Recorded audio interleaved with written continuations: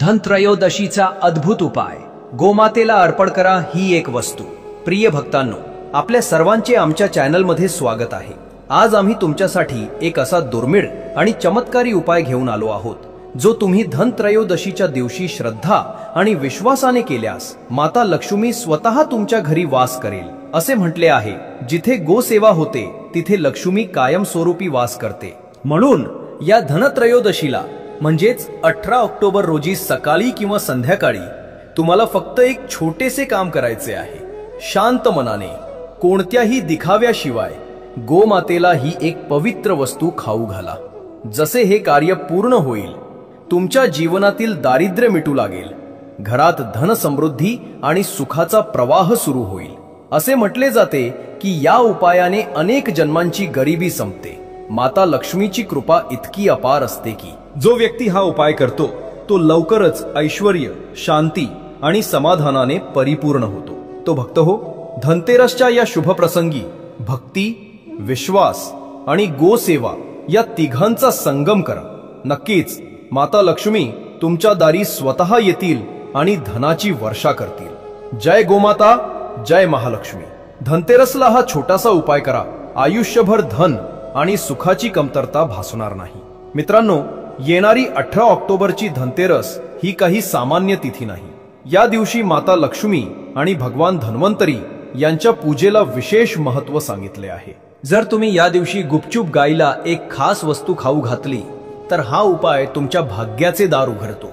म्हणतात, ज्या घरात हे कार्य श्रद्धेने केले जाते तिथे 7 पिढ्यांपर्यंत धनधान्य आणि समृद्धीची कमतरता भासत नाही। हा उपाय इतका प्रभावशाली आहे की यामुळे भगवान कुबेर आणि माता लक्ष्मी या दोघांची असीम कृपा एकाच वेळी प्राप्त होते। विश्वास ठेवा, या दिवशी जर तुम्ही ती एक गोष्ट गाईला अर्पण केली तर केवळ दारिद्र्य आणि कष्ट संपणार नाहीत, तर पाप, शाप आणि अकाली मृत्यू यांसारख्या बाधा देखील त्वरित नाहीशा होतील। जो व्यक्ती हे खऱ्या मनाने करतो तो कुबेरासारख्या वैभवाचा अधिकारी बनतो। तुमच्या आयुष्यातील सर्व संपत्तीचे साठे वर्षभर भरलेले राहतील। घरातील कपाटांपासून ते तिजोरीपर्यंत समृद्धीचा प्रवाह कधीही थांबणार नाही। तुमच्या पुस्तकांमध्येही ज्ञानासोबत धन राहील। बँक बॅलन्स दिवसेंदिवस वाढत राहील। तुमचे उत्पन्न कधीही कमी होणार नाही, उलट ते सतत वाढत जाईल। आयुष्यातील सर्व दुःख, वेदना, त्रास आणि अडचणी संपून जातील आणि सुख समृद्धी तुमच्या चरणांना स्पर्श करेल। फक्त तुम्हाला धनत्रयोदशीच्या शुभ दिवशी एक छोटासा पण अत्यंत विशेष उपाय करायचा आहे। एका गाईला ही विशेष वस्तू गुपचूप खायला घालायची आहे। असे करताच दारिद्र्य तुमच्या आयुष्यातून त्वरित निघून जाईल। म्हटले आहे, गोसेवेनेच राजयोग प्राप्त होतो, कारण गोमातेमध्ये 33 कोटी देवी देवतांचा वास मानला जातो। ज्याच्यावर त्यांची कृपा होते त्याच्या घरात कधीही अन्न, वस्त्र आणि धनाची कमतरता नसते। गोमातेच्या असीम कृपेने घराचे साठे नेहमी भरलेले राहतात। अशा प्रकारे धनत्रयोदशीच्या दिवशी केलेला हा पवित्र गो उपाय तुमच्या आयुष्यातील गरिबी आणि दुःखाचा अंत करेल। तर मित्रांनो, चला जाणून घेऊया की धनदेवी महालक्ष्मी आणि गोमातेशी संबंधित ते विशेष आणि गुप्त उपाय कोणते आहेत, जे तुमच्या आयुष्यात असीम समृद्धीचे द्वार उघडू शकतात। धनत्रयोदशीचे दिव्य रहस्य आणि गौमातेचा चमत्कारी उपाय। जर तुम्ही या धनत्रयोदशीला हे छोटेसे कार्य केले तर देवी लक्ष्मी स्वतः तुमच्या दारात विराजमान होतील। पण त्याआधी जाणून घेऊया धनत्रयोदशीचे महत्त्व इतके जास्त का आहे। प्रिय मित्रांनो, सनातन धर्मात धनत्रयोदशी वर्षातील सर्वात शुभ आणि मंगलदायक दिवस मानला गेला आहे। या दिवशी सोने, चांदी, तांब्याची भांडी, केरसुणी, धान्य आणि लक्ष्मी पूजनाशी संबंधित वस्तू खरेदी करणे अत्यंत फलदायी मानले जाते। असे म्हटले जाते की धनत्रयोदशीच्या संध्याकाळी जेव्हा दिवे लागतात आणि अंगण प्रकाशाने भरून जाते तेव्हा स्वतः महालक्ष्मी त्या घरात प्रवेश करतात, जिथे पवित्रता, श्रद्धा आणि प्रकाश असतो। परंतु धर्मग्रंथांमध्ये हे देखील स्पष्ट लिहिले आहे की जो व्यक्ती धनत्रयोदशीच्या संध्याकाळी गौमातेला प्रसन्न करतो तो वास्तविकतः स्वतः माँ लक्ष्मीला प्रसन्न करतो। मित्रांनो, ती शुभ वेळ आली आहे, ज्याची वाट प्रत्येक पंडित, ज्योतिषी आणि प्रत्येक सनातन अनुयायी वर्षभर पाहतो। त्यामुळे या दिवशी केलेले प्रत्येक शुभकर्म, प्रत्येक दान आणि प्रत्येक पूजा अनेक पटींनी फळ देते. धनत्रयोदशीचे दिव्य महत्व. हिंदू धर्मात धनत्रयोदशीचा सण मोठ्या उत्साहात आणि श्रद्धेने साजरा केला जातो. या दिवशी देवी लक्ष्मी, धनाचे देवता कुबेर, आयुर्वेद आणि आरोग्याचे अधिष्ठाता भगवान धन्वंतरी आणि गोमातेची विशेष पूजा केली जाते. या दिवशी अनेक देवी देवतांची पूजा केली जात असली तरी मुख्य आराध्य देवी लक्ष्मीलाच मानले जाते. शास्त्र आणि वेदांमध्ये स्पष्टपणे वर्णन केले आहे की धनत्रयोदशीचा दिवस देवी लक्ष्मीची कृपा प्राप्त करण्यासाठी सर्वात शुभ मानला जातो. असे म्हटले जाते की या दिवशी देवी लक्ष्मी अत्यंत प्रसन्न असते आणि आपल्या भक्तांच्या घरी जाऊन दोन्ही हातांनी त्यांना समृद्धी आणि सौभाग्याचा आशीर्वाद देते. पुराणांनुसार धनत्रयोदशीच्या दिवशी सूर्याची किरणे इतर दिवसांपेक्षा अधिक तेजस्वी असतात. हा दिवस सूर्यदेवाच्या ऊर्जेचे आणि प्रकाशाचे प्रतीक मानला जातो. या दिवशी विवाहित स्त्रिया व्रत ठेवून माता लक्ष्मीचे आवाहन करतात, जेणेकरून त्यांना त्यांच्या मागील जन्मातील पापांची क्षमा मिळू शकेल आणि त्यांच्या घरातून दारिद्र्य कायमचे दूर होऊ शकेल. मित्रांनो, जर तुम्हाला ही माहिती आधी माहित नव्हती तर हे जाणून घ्या. ज्या व्यक्तीच्या कुंडलीत चंद्र शुभ स्थानी असतो त्याच्या जीवनात धन आणि सौभाग्याचा कायमचा वास असतो. याच कारणामुळे धनत्रयोदशीच्या दिवशी चंद्राची उपासना आणि दान पुण्याचे विशेष महत्त्व सांगितले आहे. हा व्यक्ती नेहमी भाग्यवान असतो. तो जे काही काम करतो त्यात त्याला यश मिळते. म्हणूनच आपल्या हिंदू धर्मात धनत्रयोदशीला इतके विशेष आणि पवित्र महत्त्व दिले आहे. या वर्षीच्या धनत्रयोदशीला 51 प्रकारचे शुभ योग बनत आहेत. हे जाणून तुम्हाला आश्चर्य वाटेल. अनेक वर्षांनंतर असा योग पाहायला मिळेल जेव्हा सूर्याची किरणे अत्यंत तेजस्वी आणि मंगलमय असतील. असा दुर्मिळ योग संपूर्ण 144 वर्षातून एकदाच घडतो.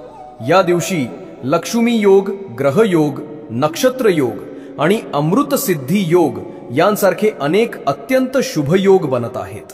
धनत्रयोदशीच्या निमित्ताने जर व्यक्ती पूर्ण दिवस उपवास करून देवी लक्ष्मीची आराधना करत असेल तर त्याला अक्षय सौभाग्य प्राप्त होते. धनत्रयोदशीच्या दिवशी काही विशेष नियमांचे पालन करणे देखील आवश्यक मानले गेले आहे. या दिवशी ब्रह्म मुहूर्तावर जागे झाल्यानंतर पुन्हा झोपू नये. पवित्र नदीत स्नान करणे वर्जित आहे आणि दिवसभर निराहार व्रत ठेवू नये, कारण हा दिवस समृद्धी आणि संतुलनाचे प्रतीक आहे. धनतेरसला स्नान आणि सकाळच्या पूजेला विशेष महत्त्व आहे. पण ज्योतिष आणि तंत्रानुसार जर तुम्ही या दिवशी गायीची विशेष पूजा आणि सेवा केली तर लक्ष्मी मातेच्या कृपेने तुमच्या अनेक जन्मांची गरिबी नष्ट होते. असे मानले जाते की धनतेरसच्या दिवशी जर हे पूजन विधान श्रद्धेने केले तर लक्ष्मी माता स्वतः प्रसन्न होऊन तुमच्या घरात कायमस्वरूपी निवास करते आणि अपार धनवैभवाचा आशीर्वाद देते. या दिवशी लक्ष्मी मातेच्या पूजेसोबतच गायीच्या पूजेचेही विशेष विधान आहे. लोक या प्रसंगी त्यांची पूजा करतात, दिवे लावतात आणि त्यांना काही विशेष वस्तू अर्पण करतात. आता तुमच्या मनात हा प्रश्न नक्कीच येत असेल की गायीला काय खाऊ घालावे ज्यामुळे लक्ष्मी मातेची कृपा लगेच प्राप्त होईल. तर मित्रांनो, तुम्ही पाहिले असेल की जेव्हा तुमच्या घरी दिवाळी किंवा धनतेरसची पूजा होते तेव्हा काही विशेष वस्तू नक्कीच अर्पण केल्या जातात. धनतेरस पर गौमाता व पीपल पूजन का अद्भुत उपाय. मित्रांनो, आपल्या सनातन धर्मात ही परंपरा खूप प्राचीन आहे की धनतेरसच्या दिवशी प्रत्येक कुटुंबात गौमातेची पूजा अवश्य केली जाते. माता लक्ष्मीच्या आगमनापूर्वी घराच्या सुख समृद्धीचे दरवाजे उघडण्याचा हा शुभ दिवस असतो. या दिवशी अनेक लोक गायीला आपल्या पूजेच्या प्रसादातून काहीतरी अवश्य खाऊ घालतात. मग त्या 2 पुऱ्या असोत किंवा एखादी गोड वस्तू. तुम्हीही या वर्षी हा विशेष उपाय अवश्य करा. आधी सूर्यदेवाला अर्घ्य देऊन त्यांची विधिविधानाने पूजा करा. असे केल्याने केवळ तुमच्या जीवनातून दारिद्र्य दूर होत नाही तर तुमचे कर्म उज्ज्वल होतात. या वर्षाची धनतेरस अत्यंत शुभ योगांमध्ये येत आहे. असे म्हटले जाते की याच वेळी माता लक्ष्मी आपल्या वाहन उल्लूवर स्वार होऊन प्रत्येक भक्ताच्या घरी येतात. त्यामुळे या दिवशी जर तुम्ही गौमातेची पूजा करून त्यांना विशेष प्रसाद खाऊ घातला तर तुमच्या जीवनातून प्रत्येक प्रकारचे दुःख, वेदना, संकट आणि अपयश दूर होईल. तुमच्या घरात धनधान्य, वस्त्र, अन्न आणि इतर सर्व भौतिक सुखांची कधीही कमतरता राहणार नाही। जीवनात स्थायी संपन्नता आणि सुखाचा वास होईल। हनुमानजी, मंगलदेव आणि शनिदेव यांच्या पूजेचे महत्त्व।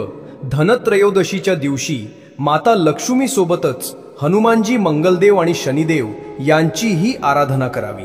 त्यांची पूजा केल्याने मंगळ ग्रहाचे अशुभ प्रभाव शांत होतात आणि व्यक्तीला जीवनात धन, सुख आणि यश प्राप्त होते। सर्व मनोकामना पूर्ण होऊ लागतात। पिंपळाच्या झाडाखाली अद्भुत दिव्याचा उपाय। आता आम्ही तुम्हाला तो दिव्य उपाय सांगतो जो तुम्हाला सायंकाळी पिंपळाच्या झाडाखाली करायचा आहे। तुम्हाला 2 प्रकारचे दिवे तयार करायचे आहेत। एक मोहरीच्या तेलाचा 4मुखी दिवा आणि दुसऱ्या 1 पिठाचा दिवा ज्यामध्ये लाल धागा आणि तेलाची वात असेल। 4मुखी दिव्याच्या 4ही दिशांना वाती लावा आणि प्रत्येकात थोडे मोहरीचे तेल टाका। दिव्याच्या मध्यभागी 2 लवंगा आणि 1 फूल ठेवा। नंतर पूर्ण मनाने आपली इच्छा बोलून दिवा लावा। या उपायाने जीवनातील थांबलेली प्रगती, धनसंबंधी अडथळे आणि मानसिक क्लेश समाप्त होतात। विश्वास ठेवा, लवकरच चमत्कारी बदल अनुभवाल। तुम्हाला एक नम्र विनंती प्रिय मित्रांनो, आमचा उद्देश केवळ जनकल्याण आहे, त्यामुळे आम्ही हे ज्ञान तुमच्यासोबत विनामूल्य शेअर करतो। कृपया या व्हिडिओला लाईक करा आणि खाली तुमची रास किंवा नाव नक्की लिहा, जेणेकरून आम्ही तुमच्या राशीनुसार विशेष उपाय सांगू शकू। आणि कॉमेंटमध्ये लिहा, जय गौमाता। धनत्रयोदशीला गोमातेशी संबंधित चमत्कारी उपाय। मित्रांनो, आज मी तुमच्यासाठी एक असा उपाय घेऊन आलो आहे जो स्वतः गोमातेशी संबंधित आहे। अत्यंत प्रभावी, शुभ आणि लाभदायक। जर हा उपाय धनत्रयोदशीच्या दिवशी श्रद्धेने आणि नियमाने केला तर 7 पिढ्यांपर्यंत घरात सुख, समृद्धी आणि स्थिर धन वास करते। असे म्हटले जाते की ज्या व्यक्तीच्या घरात गोमातेची कृपा असते त्याच्या जीवनातून दुःख, दारिद्र्य, पीडा आणि कष्ट दूर होतात आणि त्याच्या पावलांमध्ये सुख आणि वैभव नेहमी वास करतात। धनतेरसला काय करावे? धनतेरसच्या दिवशी जेव्हा तुम्ही देवी लक्ष्मीची पूजा करता तेव्हा त्याच प्रसादातून 2 पुऱ्या नक्की काढा। लक्षात ठेवा, सुक्या पुऱ्या नाहीत, तर त्यावर थोडासा हलवा, भाजी किंवा मिठाई ठेवून गायीला अर्पण करा। या छोट्याशा कृतीने देवी लक्ष्मीची कृपा आणि गायीचा आशीर्वाद दोन्ही एकत्र मिळतात। पंचगव्याचे महत्त्व। प्रत्येक शुभ कार्यात गायीशी संबंधित कोणती तरी वस्तू जसे की शेण, गोमूत्र, दूध, दही किंवा तूप नक्की समाविष्ट करा। असे केल्याने घरातील सर्व वास्तुदोष शांत होतात, कारण पंचगव्याशिवाय कोणतीही पूजा, पाठ किंवा यज्ञ पूर्ण मानला जात नाही। मासिक नियम। शक्य असल्यास महिन्यातून एकदा कुटुंबासह गोशाळेत जा आणि तिथे हिरवे गवत किंवा चारा अर्पण करा। ही कृती केवळ तुमच्या घरातील नकारात्मक ऊर्जा दूर करत नाही, तर जीवनात स्थायी सुख आणि संतुलन देखील आणते। लक्षात ठेवा, आमचा उद्देश केवळ माहिती देणे नाही, तर सनातन परंपरेशी संबंधित ती रहस्ये सामायिक करणे आहे जी जीवन मंगलमय बनवतात। धनत्रयोदशी आणि गोमातेशी संबंधित शुभ संकेत आणि आचरण। उन्हाळ्याच्या दिवसात गोमातेला पाणी पाजणे आणि हिवाळ्यात गोमातेला गूळ खाऊ घालणे अत्यंत शुभ मानले गेले आहे। विशेषतः धनत्रयोदशीच्या दिवशी गोमातेला गूळ अवश्य खाऊ घालावा। गोमातेच्या शरीरावर अनेक देवी देवतांचा निवास सांगितला गेला आहे, यामुळे तिच्याशी संबंधित शुभ आणि अशुभ संकेत देखील मानले जातात। उदाहरणार्थ, जर दूध काढताना गोमातेचा पाय घसरला आणि सर्व दूध सांडले तर हे अशुभ संकेत मानले जाते। जर एखादी व्यक्ती प्रवासाला निघाली असेल आणि तिला गोमाता आपल्या वासराला दूध पाजताना दिसली तर हा यशस्वी प्रवासाचा शुभ संकेत असतो। प्रवासाला निघताना गोमातेचा आवाज ऐकणे किंवा रात्री तिच्या गर्जनेचा स्वर ऐकू येणे दोन्ही शुभ मानले गेले आहे। गायींबद्दल अयोग्य वर्तन टाळा। गायींना मारणे किंवा त्यांना त्रास देणे हे शास्त्रांमध्ये अत्यंत पाप मानले गेले आहे। आज जेव्हा गायींना राष्ट्रीय प्राणी बनवण्याबद्दल आणि त्यांना मूलभूत अधिकार देण्याबद्दल चर्चा सुरू आहे, तेव्हा आपण त्यांच्याशी कसे वागतो याचा विचार करणे आवश्यक आहे। दुर्दैवाने जेव्हा गायी दूध देणे बंद करतात तेव्हा अनेक लोक त्यांना रस्त्यावर भटकण्यासाठी सोडून देतात। कोणी त्यांच्यावर काठी चालवतो तर कोणी पाणी फेकून त्यांना हाकलून देतो। अशा परिस्थितीत त्या जखमी होतात किंवा कधी-कधी आजारी पडून मरतात देखील। शास्त्रांचा संदेश। शास्त्रांमध्ये गायीला मातेसमान सांगितले आहे. त्यांच्याशी गैरवर्तन करणे, त्यांना इजा पोहोचवणे किंवा मारणे हे आईला मारण्यासारखे पाप आहे. असे करणारा व्यक्ती अनेक वर्षे नरकात यातना भोगतो. कथा येते की गौतम मुनींनी एकदा अनवधानाने गायीला काठी मारली होती. गायीचा मृत्यू झाला आणि या पापाच्या प्रायश्चित्तासाठी त्यांना अनेक वर्ष कठोर तपस्या करावी लागली. याच कारणामुळे असे म्हटले आहे की गायीबद्दल नेहमी प्रेम, सेवा आणि करुणेची भावना ठेवावी. धनत्रयोदशीच्या शुभ मुहूर्तावर गायीला गूळ खाऊ घालणे आणि आशीर्वाद प्राप्त करणे हे खूपच पुण्यकारक कर्म मानले गेले आहे. मोक्ष प्राप्तीसाठी भगवान श्रीकृष्णाने सर्व पवित्र स्थळे एकाच सरोवरात समाविष्ट केली होती आणि त्या सरोवरात स्नान केल्याने त्यांची सर्व पापे नष्ट झाली. मित्रांनो, त्याचप्रमाणे जेव्हा एखादी व्यक्ती गायीला पाणी पाजण्याचे पुण्य करते तेव्हा ते एखाद्या मोठ्या पापी व्यक्तीसाठी मुक्तीचा मार्ग बनतो. असे लोक आपल्या पापांपासून मुक्त होऊन स्वर्गात स्थान मिळवतात आणि भविष्यात धन आणि सुख प्राप्त करतात. त्याचबरोबर झोपलेल्या गायीला कधीही त्रास देऊ नये किंवा तिला जागे करू नये. असे केल्याने व्यक्ती आपल्या वर्तमान जीवनात केलेल्या जाणून बुजून किंवा नकळत पापांपासून मुक्त होतो आणि पुण्याच्या मार्गावर पुढे जातो. परंतु जर एखादी व्यक्ती गायीला काठीने मारते किंवा तिच्यावर पाणी फेकते तर तो पापी बनतो आणि पुढील जन्मात परदेशात भटकतो. शास्त्रानुसार जे लोक गायीची सेवा करतात, त्यांना भोजन देतात आणि त्यांचे चांगले पालनपोषण करतात, त्यांच्या सर्व इच्छा पूर्ण होतात. व्यक्तीने फक्त तेच दूध प्यावे जे वासरासाठी शिल्लक राहिले आहे. परंतु काही लोक गायीला दुहल्यानंतर वासरासाठी शिल्लक राहिलेले दूध देखील काढून घेतात, जे मोठे पाप मानले गेले आहे. असे केल्याने केवळ पाप वाढत नाही, तर यामुळे ग्रहण आणि अशुभ प्रभाव देखील निर्माण होतात. शास्त्रानुसार जे लोक गायीची सेवा करतात, त्यांना भोजन देतात आणि त्यांचे चांगले पालनपोषण करतात, त्यांच्या सर्व इच्छा पूर्ण होतात. व्यक्तीने फक्त तेच दूध प्यावे जे वासरासाठी शिल्लक राहिले आहे. परंतु काही लोक गायीला दुहल्यानंतर वासरासाठी शिल्लक राहिलेले दूध देखील काढून घेतात, जे मोठे पाप मानले गेले आहे. असे केल्याने केवळ पाप वाढत नाही, तर यामुळे ग्रहण आणि अशुभ प्रभाव देखील निर्माण होतात. या व्यतिरिक्त शास्त्रांमध्ये असेही म्हटले आहे की कोणत्याही व्यक्तीने गाय किंवा बैलाच्या पाठीवर बसू नये.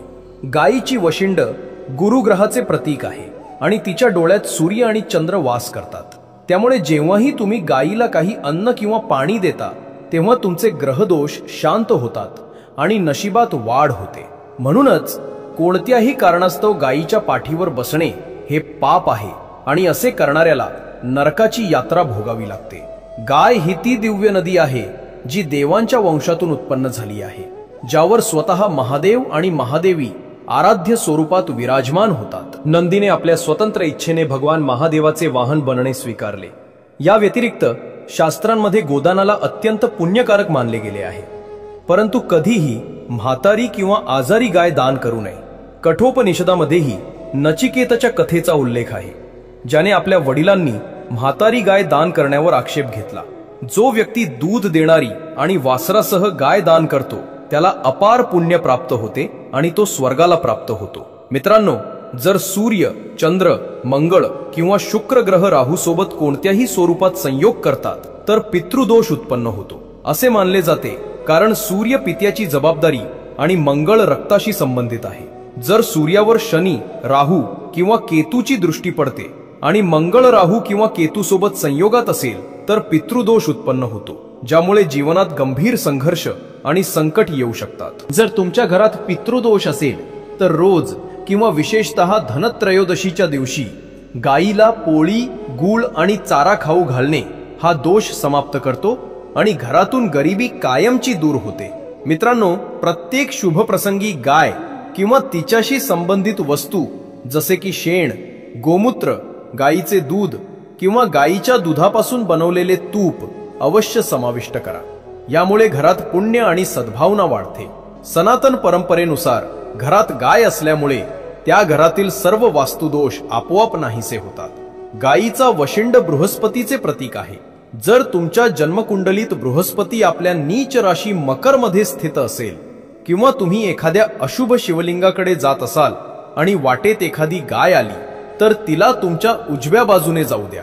असे केल्याने तुमचा मार्ग यशस्वी होईल आणि हे एक शुभ संकेत देखील मानले जाते. जर तुम्ही एखाद्या प्रवासाला जात असाल आणि वाटेत तुम्हाला गाय दिसली किंवा तुम्ही तिला तिच्या वासराला चारा खाऊ घालताना पाहिले तर समजून घ्या की तुमचा प्रवास यशस्वी होईल. तसेच ज्या घरात गाय राहते तेथील वास्तुदोष आपोआप नाहीसे होतात. दररोज ताजी पोळी बनवली पाहिजे. जर तुम्ही गायीसाठी पोळी बनवली असेल तर ती लगेच गायीला खाऊ घाला. जर तुम्ही पोळी दुसऱ्या दिवशी दिली तर ती शिळी निरुपयोगी मानली जाईल. गायीला कधीही सडलेली किंवा जुनी पोळी देऊ नका.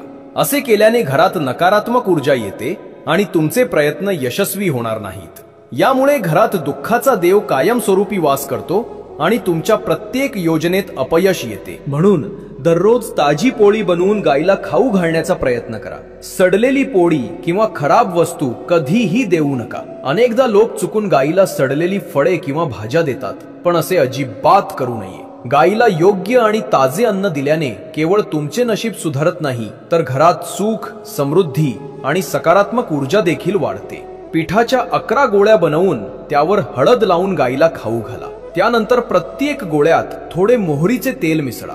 गोमातेच्या चरणांना स्पर्श करा.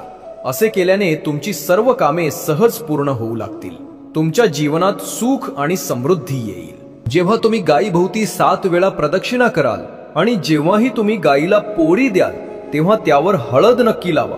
शक्य असल्यास थोडे तूप किंवा गूळ देखील ठेवू शकता. कधीही कोरडी पोळी काहीही न लावता गायीला देऊ नका. हळद, गूळ किंवा तूप लावूनच पोळी द्या. यामुळे तुम्हाला शुभ परिणाम नक्की मिळतील. मित्रांनो, या उपायात काही गोष्टी लक्षात ठेवण्यासारख्या आहेत. व्हिडिओला लाईक करा आणि आपल्या मित्रांसोबत नक्की शेअर करा. चॅनलला सबस्क्राईब करा आणि कमेंट बॉक्समध्ये लिहा जय माता लक्ष्मी, जय गौ माता. जर तुम्हाला ही माहिती आवडली असेल तर व्हिडिओला लाईक करा आणि जर तुम्ही चॅनलवर नवीन असाल तर सबस्क्राईब करून नोटिफिकेशन ऑन करा, जेणेकरून तुम्हाला थेट अशा आणखी उपयुक्त माहिती मिळू शकेल. व्हिडिओ शेवटपर्यंत पाहिल्याबद्दल सर्वांचे धन्यवाद. पुढील व्हिडिओमध्ये पुन्हा भेटू.